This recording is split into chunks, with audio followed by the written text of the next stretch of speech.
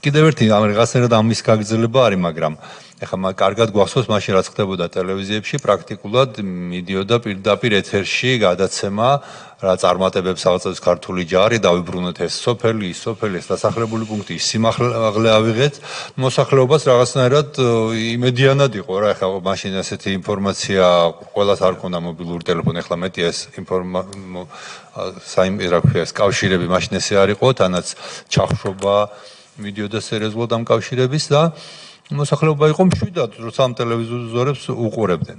ეგ ერთი პრობლემა, რამაც ასევე გამოიწვია მოსახლეობის ფაში მსხვერპლი. და მეორე, ეს სატელევიზიო გადაცემები, ეს პირდაპირ ეთერები უშიშროების საბჭოში, რაღაცნაირად ხო არ ყოფილა განხილული კომისიაზე, ხო არ იყო ეგეთი რაღაცნაირი მის ნიშანი, რომ პირდაპირ ვეუბნებოდით მტერს, რას ვაკეთებდით, სად იყო განლაგებული ჯარი, რას ბომბავდით, საით მივდიოდით, ისიც, ანუ ინფორმაციის გადაცემა მოწინააღმდეგეზე ხდებოდა, საიდუმლო ინფორმაციის გადაცემა ხდებოდა პირდაპირ ეთერში. ერთ ფაქტს გავიხსენებ, ეხლა ეს ფაქტი განსაკუთრებით კარგად მახსოვს, იმიტომ რომ 31 ქარხანასთან ცხოვრობდი, უშუალოდ ქარხნის წინ მქონდა ბინა და πρώτა ერთი რუსული თვითმფრინავი შემოფრინდა, რომელმაც ერთი ბომბი ისროლა და ეს ბომბი ესროლა საავიაციო ქარხნის ასაფრენ ზოლს, იმას თავისი ზოლი აქვს. გამოვიდა, რამდენადაც მახსოვს და იმედია შემდეგ ჩვენი აპარატი მოძებნის ამ მაშინდელ გამოსვლებს.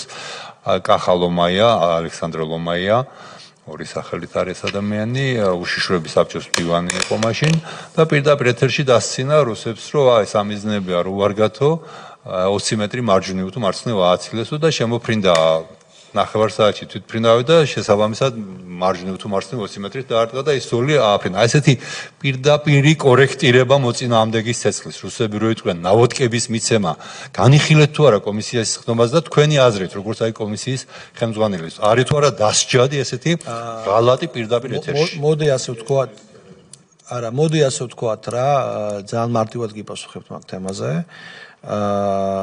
კონკრეტული ცალკეული განხილვა. ოდიში, კიდე გეტყვით, ნუ აქ გახსოვს ისიც შოთა უტიაშვილი რუკები ქონდა გამოფენილი და პირდაპირ ასე რუკაზე აჩვენებდა მტერს, სად ვიყავით, რას ვაპირებდით და სამომავლო გეგმები ყველაფერი იყო განხილული. აი ამის განხილვები თუ იყო კომისიაზე.